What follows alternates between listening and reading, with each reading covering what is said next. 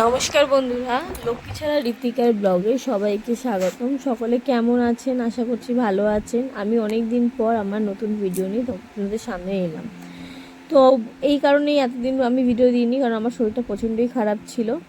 এবং এখন যেহেতু আমি মায়ের বাড়িতে আছি, আর জানেনই মায়ের কাছে গেলে পরে কেমন সেবা যত্ন মারা নিজেরাই করে তোলে। তো এখন একটু ভালো ছিলাম বলে আমি তাই ভিডিওটা করেছিলাম।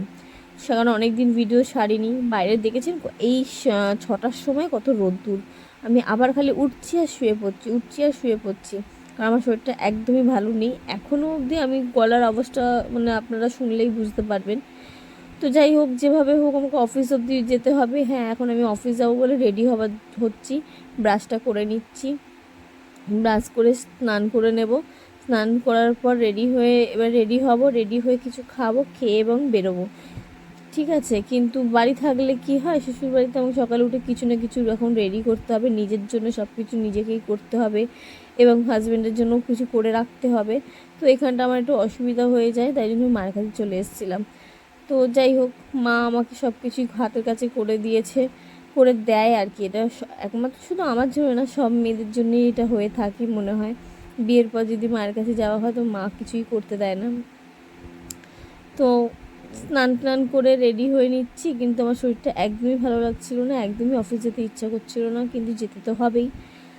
আর এই এত শরীর খারাপের মধ্যেও আমি ব্লগ বানিয়ে গেছি। কিন্তু এটা জানেন, এটা আজকেকার ব্লগ কিন্তু নয়, এটা অনেকদিন আগেকার ব্লগ।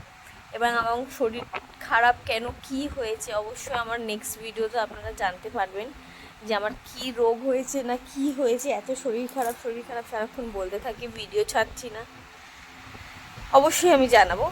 তো কোনো রকমে একটু ছাতুর ঘোল খেয়ে নিলাম। ছাতুর ঘোলটা খেয়ে নিয়ে আবার আমি রেডি হয়ে নেব অফিস যাওয়ার জন্য পুরোপুরি। কিন্তু আমি একটুখানি নড়ছি চড়ছি, আমার হাত পা কেমন যেন অবশ হয়ে যাচ্ছে, মাথা ঘুরছে, একদম অফিস যেতে ইচ্ছা করছিল না, একদমই না। তো যাই হোক, যেতে তো হবেই, কেন আমার প্রচুর কামাই এমনিই হয় অফিস। কিন্তু আমি চেষ্টা করি যতক্ষণ আমি অন্তত পায়ে দাঁড়িয়ে হাঁটাচলা করতে পারছি, মানে শুয়ে না পড়ছি, ততক্ষণ আমি অফিসে যাতে যেতে পারি বা যে কোনো কাজ আমি যেন কমপ্লিট করতে পারি। যদি একদমই না পারি, সেই বিষয়টা তো একদমই আলাদা। তো আমাকে নিতেও চলে এসছে।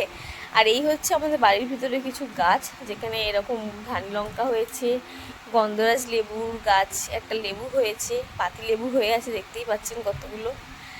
এবার কুমড়ো ফুলটা হচ্ছে, যত বেলা হচ্ছে আস্তে আস্তে শুকিয়ে পড়েছে, কারণ সকালবেলা প্রচণ্ড টাটকা ছিল, আমি দেখেছিলাম। আর একটা কুমড়ো ধরেছিল, কুমড়োটাও কেমন যেন নষ্ট হয়ে গেছে, পেঁপে হয়ে আছে।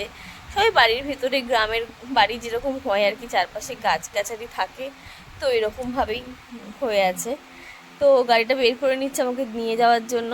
এবার আমরা বেরিয়ে পড়বো অফিসে যাওয়ার জন্য। ও আমাকে, এখন আমরা যাব, অ্যাকচুয়ালি হচ্ছে আজকে শনিবার, পুজো দেওয়ার পর আমরা বাস ধরে আমাকে ছাড়তে যাবে ও।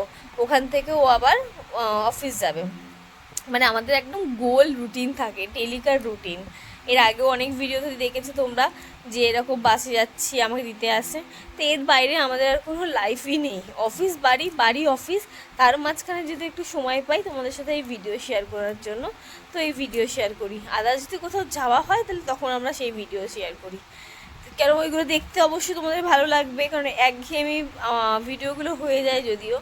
ঠিক আছে, আজ চেষ্টা করবো কোথাও ঘুরতে গেলে অবশ্যই দেবো ভিডিও। তো এই হচ্ছে বাড়ির পাশে রাস্তা দিয়ে আমরা যাচ্ছি, ট্রেন যাচ্ছে দেখতে পাচ্ছি। আর ট্রেনে করে আমি যাই না, এর আগে অনেক হাজারবার বলেছি, কারণ আমার ট্রেনে প্রচণ্ড ভিড়ে আমি সকালে উঠতে পারি না। যারা লোকাল ট্রেনের প্যাসেঞ্জার তারা জানোই অবশ্যই কেমন ভিড় হয়। তো যাওয়ার পথে আমার প্রচণ্ড তালচাষ খেতে ইচ্ছা করছিল, তালচাষ দেখতে পেয়ে তালচাষ কিনে নিয়েছিলাম।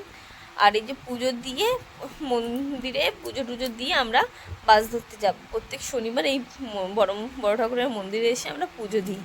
তো আমার এতটাই শরীর খারাপ লাগছিল, বলছিলাম, মন্দিরের কাছে এসে ওইটুখানি গাড়ি চড়ে এসে আমি আরও অসুস্থ হয়ে গেছি, বমি হচ্ছিল প্রচণ্ড। আর ওই জন্য আমি ওখানে দুয়ারের মধ্যে এসে বসে পড়েছিলাম। তো যাই হোক, বাবার কৃপায় এবং পুজো দিয়ে আমি আবার একটু সুস্থ ফিল করছিলাম।